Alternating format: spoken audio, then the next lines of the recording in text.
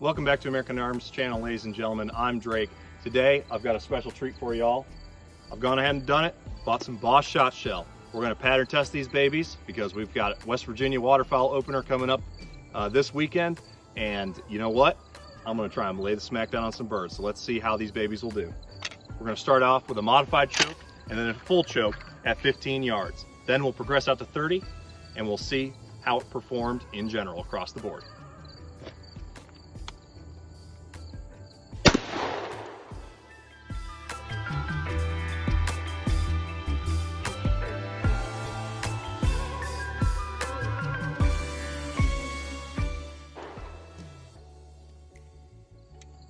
All right, so now we'll move to the full choke.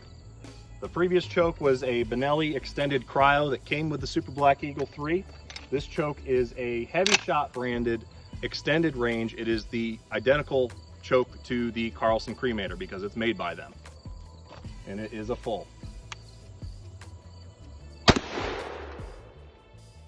All right, so I definitely think I will not be using the full choke at 15 yards, but let's move it out to 30 and see how the full choke performs there.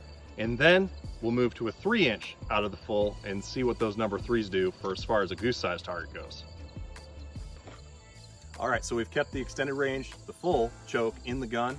And what we're gonna do is on the far right target, we're gonna fire the 2 3/4 inch, 1 1/4 ounce number 4s. And then on the left target, we're gonna get a little goosey. We're gonna run the 3-inch, 1 1/2 ounce of number 3 shot. So this is copper plated bismuth, guys. This is gonna hit a lot harder, even though it's going slower than steel. We'll talk about that science later, but I'm already super impressed. I've only ever fired 2 rounds of this, so let's see how it does. Right target first.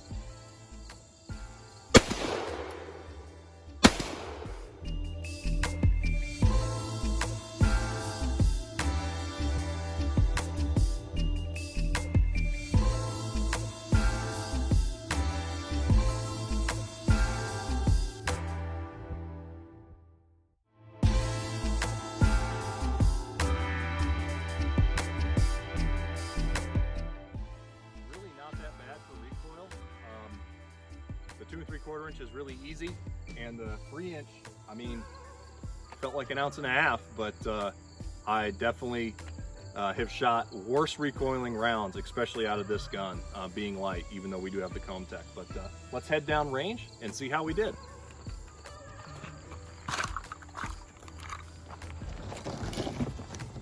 All right, guys, so our first shot at 15 yards with the modified choke tube. That's a Benelli cryo from the factory. Super tight, definitely more than acceptable all the way out to 25, 30 yards. As far as what kind of pellet dispersion we're getting, that is a very dead duck. If you hit that any closer, you would be tearing it to absolute pieces. Now we move over to the full choke here on 15 yards, and just that is happening. This is every pellet in that shell. There is not a single pellet in this pattern that is stray out of this 30-inch circle. So definitely don't run the full up close, but that is an incredible pattern. And if you're good enough at shooting them in the head, well, do run the full. You'll just take their block right off.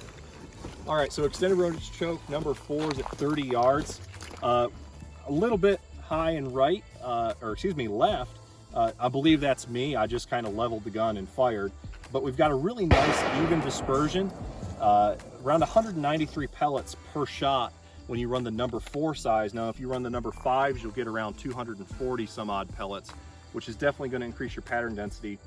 But I think this is more than acceptable for geese and ducks. Definitely going to set myself up this weekend for making mostly 20 to 30 yard shots. So I'll just put whatever choke I put in it, probably the modified, and if I start seeing longer range shots, that's what I'll run. Now here's the big boy. Running out of a full choke, number 3s, 1.5 ounces.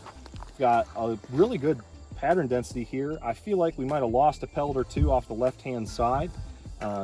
There is a few small holes out of this choke. Might just run the factory full and see how that does, but more than acceptable, and definitely dense enough that another 20 yards, this would still probably be a good goose getting pattern out of this choke and gun combination. So the patterns are speaking for themselves. I mean, this is really good.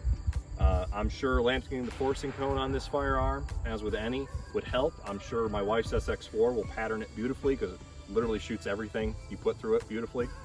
But my choice weapon for waterfowl, I'm more than happy with the purchase I've made with Boss. We're just going to have to see how hard it hits the birds, and I've got a good feeling about it. I think steel's dead to me. Absolutely. I owe it to the birds to make clean kills, and this bismuth is going to do its job. So we've accomplished what we needed to today. Stay tuned, guys, for more guns, hunting, and gear review videos. As always, I'm Drake. God bless, keep your powder dry. I'll see you in the next video.